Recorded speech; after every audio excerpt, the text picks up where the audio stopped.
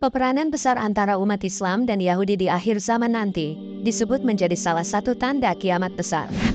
Dikatakan dalam sebuah hadis bahwa orang-orang Yahudi pada saat itu akan bersembunyi di balik pohon, dan pohon itu akan berbicara, kecuali pohon Garkat.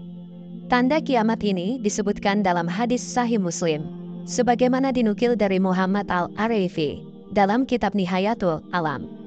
Dari Abu Hurairah radhiyallahu anhu, ia mengatakan bahwa Rasulullah Shallallahu Alaihi Wasallam bersabda, "Hari kiamat belum akan terjadi sampai kaum muslimin memerangi bangsa Yahudi.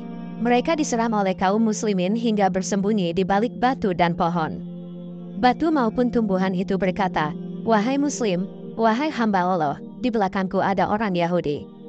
Kemari dan bunuhlah dia, kecuali pohon Garkat, sebab pohon Garkat adalah pohon orang Yahudi.'" Hadis riwayat Muslim. Dalam Sahih Al-Jami'us Sagir juga terdapat riwayat yang serupa. Tidak akan datang kiamat hingga kamu memerangi bangsa Yahudi, sehingga batu yang di belakangnya berkata, "Hai orang muslim, ini ada orang Yahudi di belakangku, maka bunuhlah dia." Hadis riwayat Bukhari dan Muslim. Ulama Mesir, Syekh Yusuf Qaradawi, memasukkan dua hadis tersebut dalam Hadiyul Islam Fatawi Muasyirah Jilid 2. Keduanya berstatus sahih, sebagaimana terdapat dalam Sahih Al-Jami'us Sagir. Menurut hadis tersebut bahwa pohon Garkat adalah satu-satunya pohon yang tidak akan berbicara memberitahukan keberadaan orang-orang Yahudi. Dijelaskan dalam Asyarah Yantasiruhal, Alam Indal Muslimin wal Yahud wan Nasyara, karya Mansur Abdul Hakim, bahwa pohon Garkat tidak akan menunjukkan tempat persembunyian orang Yahudi, karena dia adalah pohonnya orang-orang Yahudi. Peran antara umat Islam dan Yahudi di akhir zaman nanti menjadi salah satu tanda kiamat besar. Mengacu pada sumber sebelumnya, peperanan ini terjadi setelah Dajjal tewas di tangan Nabi Isa alaihissalam. Pada saat itu, para pengikut Dajjal baik Yahudi maupun lainnya melarikan diri dengan tercerai-berai. Nabi Isa alaihissalam bersama kaum mukmin memburu mereka dan membuat orang-orang Yahudi itu bersembunyi di balik pohon-pohon dan batu-batu yang mereka temukan di sana.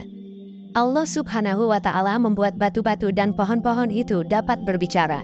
Mereka akan memberitahukan persembunyian orang-orang Yahudi, kecuali pohon Garkat yang menjadi pohonnya orang Yahudi.